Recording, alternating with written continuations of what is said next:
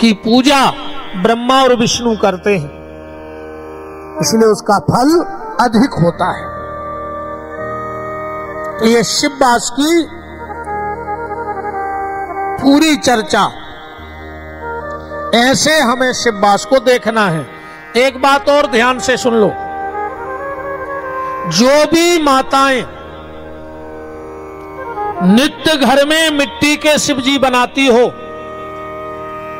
एक गलती नहीं करना, वरना बनाना नहीं। बनाओ तो जो काम करियो ने बनाओ, अगर जो गलती करो तो बनाइयो ही न, लेवे के देवे पर जे तुम्हें भी। कई माताएं साल भर 2-5 रुद्री बना के पूजा करती हैं घरों में, तो कौन सी गलती नहीं करना है। एक कथा सुन लो, तुम्हें समझ में आ जाएगा।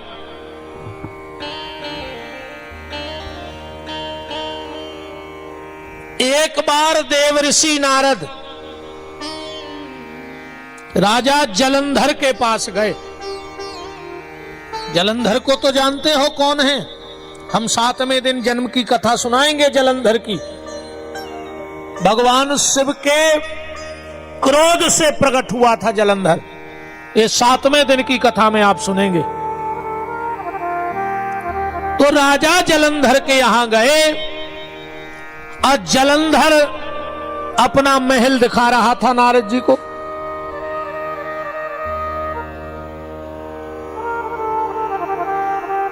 ऐसे गिर गया और एक का मोक्ष होगा, उठवा दीजिए। हाँ ऐसा ही लग रहा है। चलो कछ नहीं, लुढ़क गया पीछे को कर दी तना।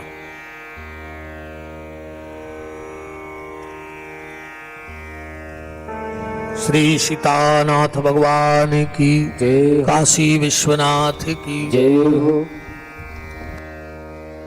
जैसे ही देव ऋषि नारद राजा जलंधर के यहां गए, तो जलंधर अपना वैभव देव ऋषि नारद को दिखा रहा था।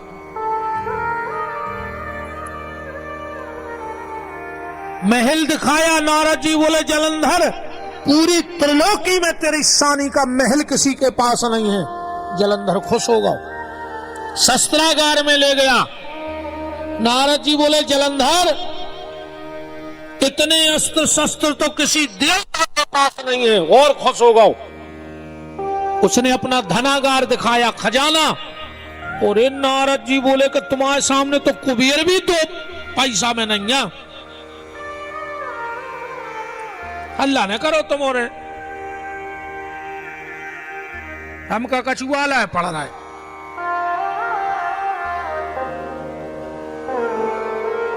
धीरे धीरे बतियात रहो, परिचित नहीं है हमसे। इतने बिल्कुल को सकोच ने कहा हमें नहीं, हमारे संगमाओं को सकोच, तुमों को तो छोड़ दी।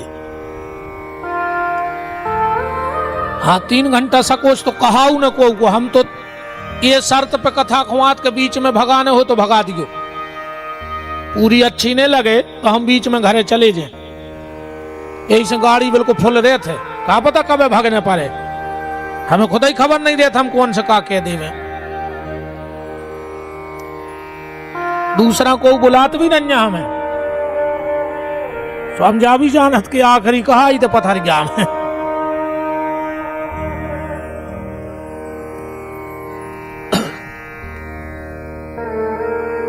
काहे रे भज्जा, हम पढ़े लिखे हैं नंजा, हम भूल गए कहां कर रहे थे कथा है? अरे हम नहीं भूले, हम तो यही को खा रहा है, खबर आई को।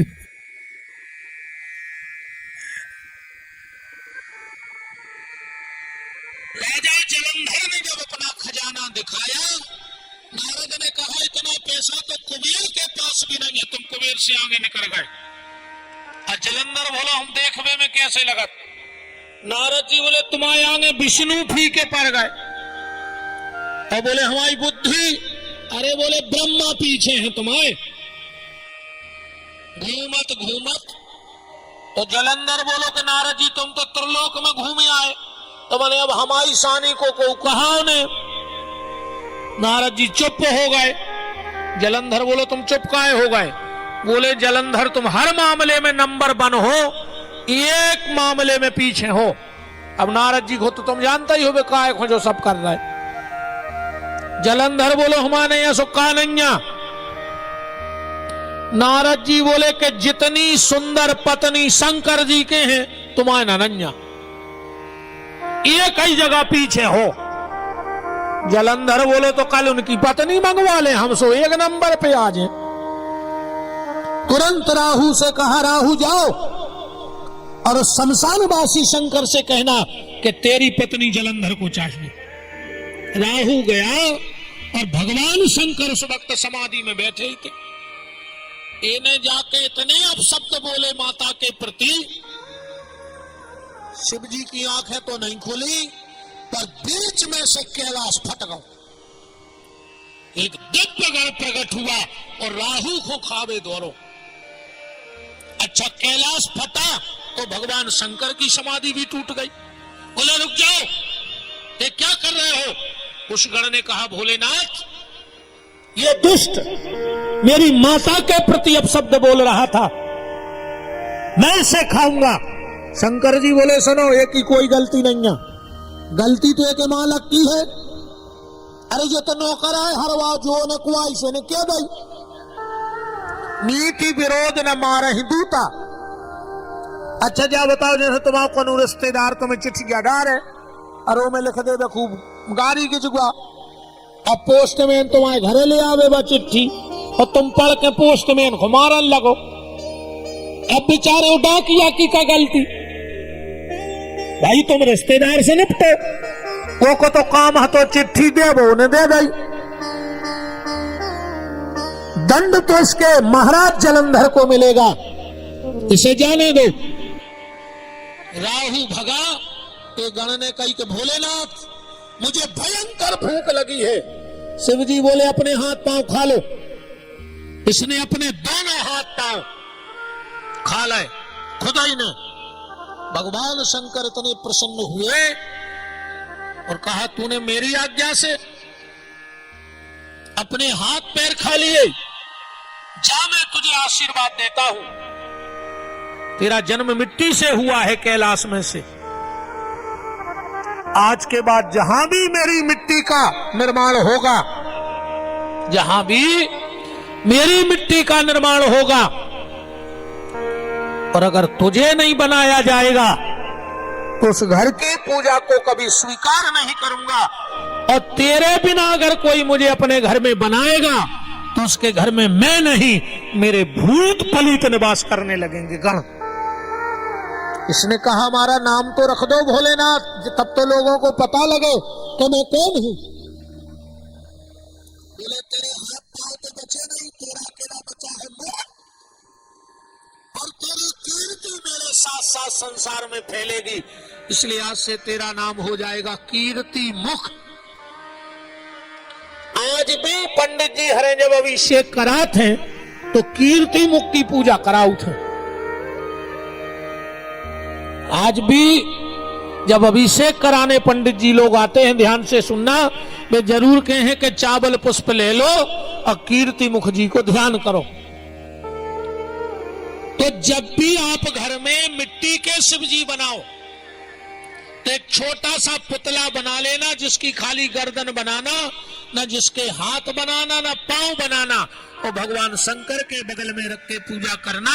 फिर भगवान रिद्धि सिद्धि शुभ लाभ के सहित तुम्हारे घर में विराजेंगे। तो बिना कीर्ति मुख के मिट्टी के शिव जी नहीं बनते हैं, ये शास्त्र मत, ग्रंथ मत, पुराण मत है। अब बात आती है रुद्राक्ष महत्तम की।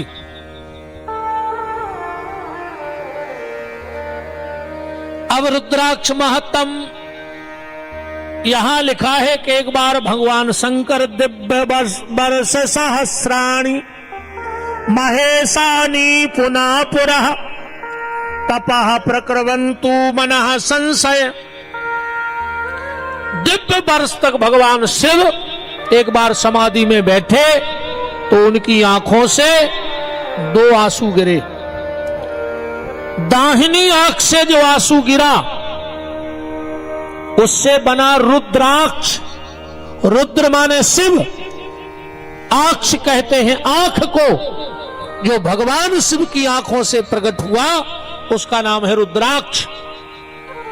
और बाईं आंख से जो आंसू गिरा उससे बनी बैतरणी नदी।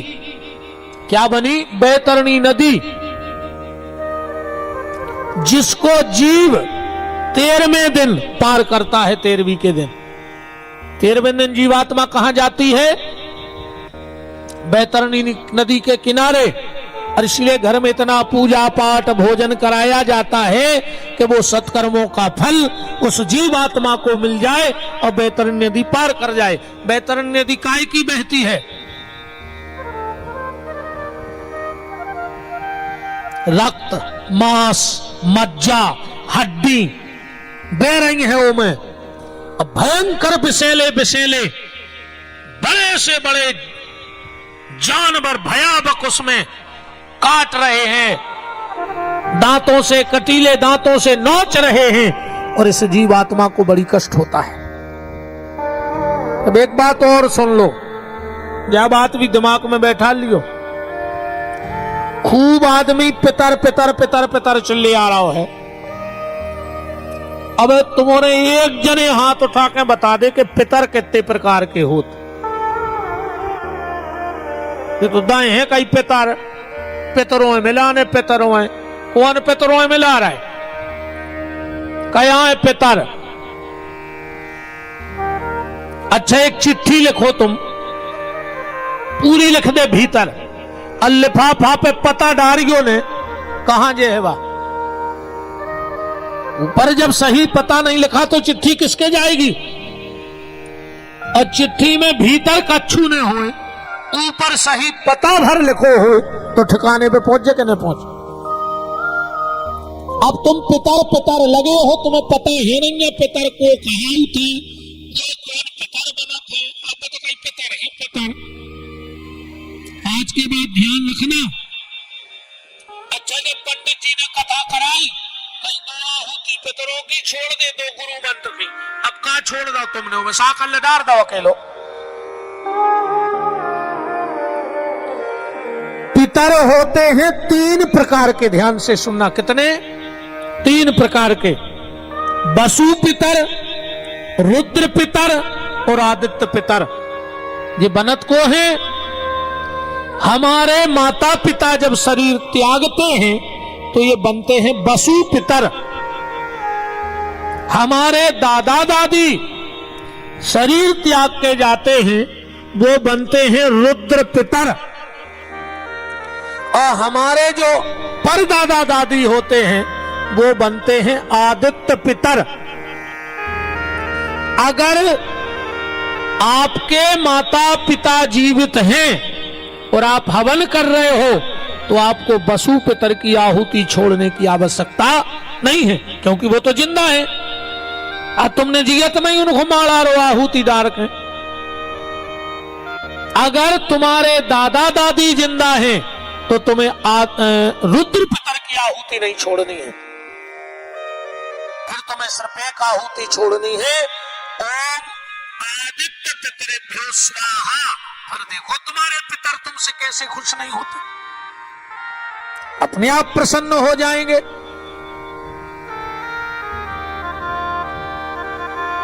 तो ध्यान रखना। आज के बाद हमने पहले ही दिन आपसे कहा था कि आपको वो बात बता के जाऊंगा जो आप पहली बार सुनेंगे। तो जब भी हवन करने बैठो तो अगर माता पिता है तो वसु पितर की आहुति नहीं छोड़ना, नहीं है तो वसु पितरेभ्यो स्वाहा। फिर दादा दादी को आहुति दो, रुद्र पितरेभ्यो स्वाहा। फिर पर दादा दादी को आदित्य पितरेभ्यो स्वाहा। अब बात बहुत बढ़ जाएगी।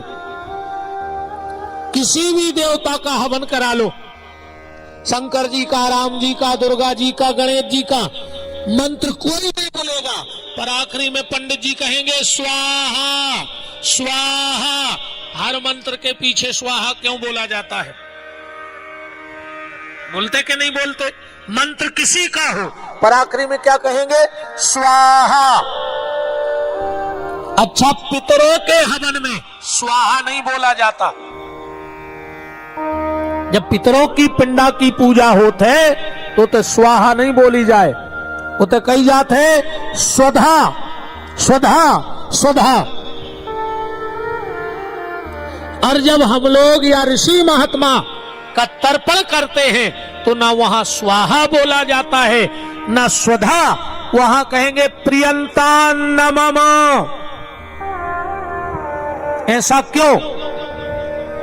अब देखेंगे, अगर आगे टाइम मिला तो हर मंत्र के पीछे स्वाहा और पितरों के पिंडों में स्वधा क्यों बोला जाता है, इस पे भी आपको बता के जाएंगे। आज तो अपन रुद्राक्ष में प्रवेश कर रहे हैं। तो रुद्राक्ष कहां से बना? रुद्र माने शिव, तो संस्कृत में आंख कहते हैं। आंख को भगवान शंकर की आंख से जो प्रकट हुआ उसको रुद्राक्ष कहा गया। दाहिनी आंख से बना रुद्राक्ष और बाईं आंख से बनी बैतरणी नदी। तो आपने कथा तो सुनी होगी टीवी पे आजकल।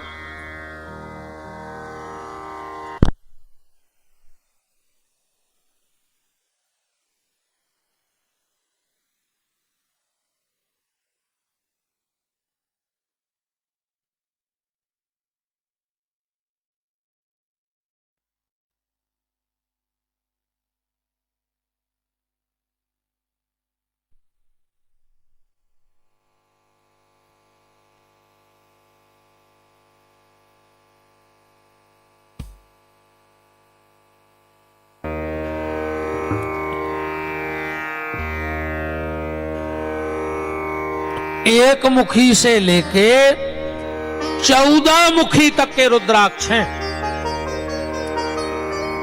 एक मुखी से लेके कितने? 14 मुखी तक के रुद्राक्ष की कथा से महापुराण में है।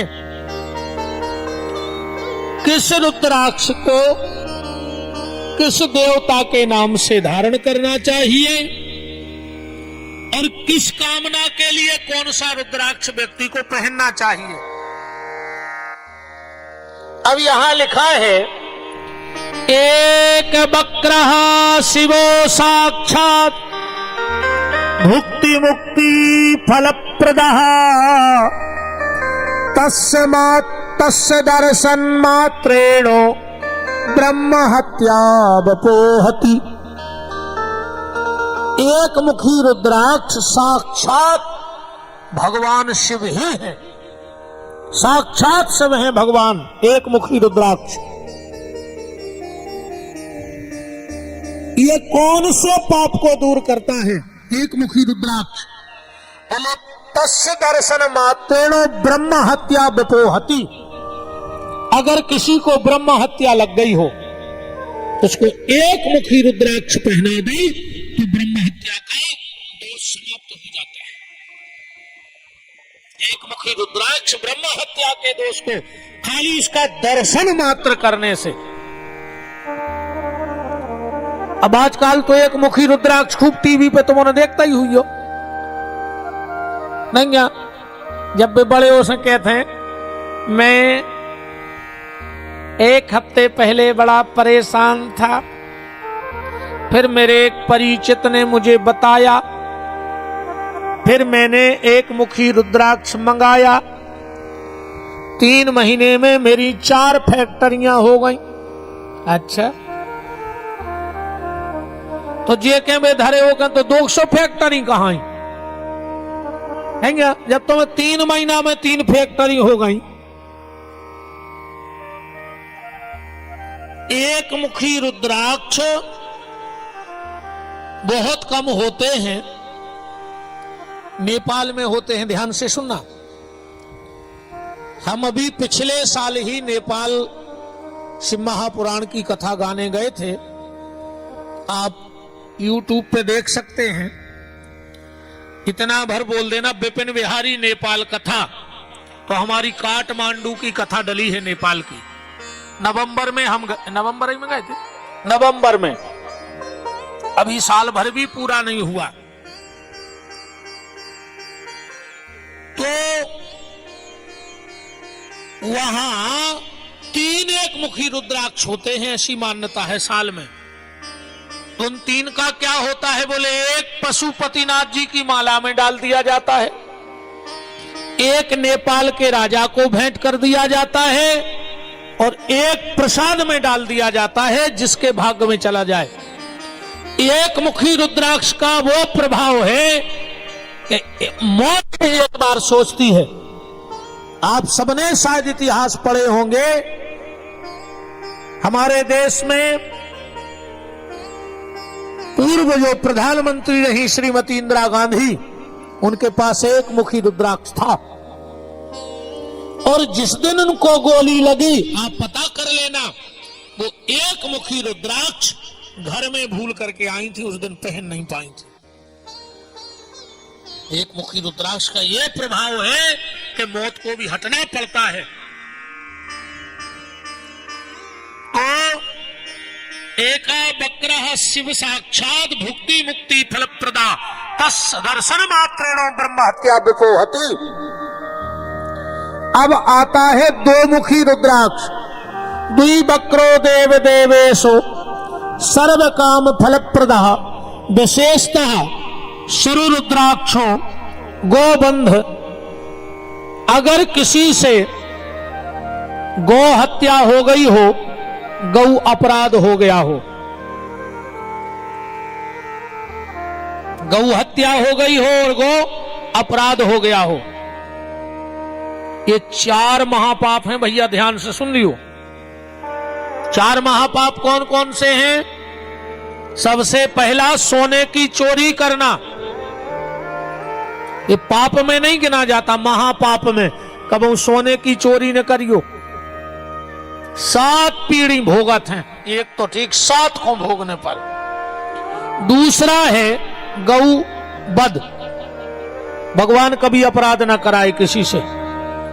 तीसरा है ब्राह्मण होकर के मदिरा पीना, ब्राह्मण होकर के मदिरा पीना। मदिरा तो को ने पियो चाहिए, अच्छी चीज नहीं है, पर जो ब्राह्मण होकर मदिरा का पान करता है उसको तो भयंकर दोष है। तो 3 पाप जे, और चौथा पाप है इन 3 को संग देवो। गौ हत्यारे को संग देवो, सोने चोरी करवे वाले को संग देवो, और दारू पीवे वाले को संग देवो। अगर इन 3 को संग दे रहे हो तो तुम भी उतना ही पात की कहा है जित तो वो है, उतने ही पात की तुम भी हो, जितना उसको भोगना पड़ेगा उतना ही तुम्हें भोगना पड़ेगा।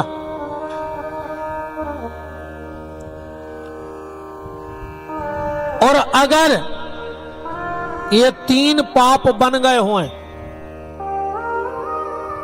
तो प्रायश्चित तो देखो ऐसो लिखो है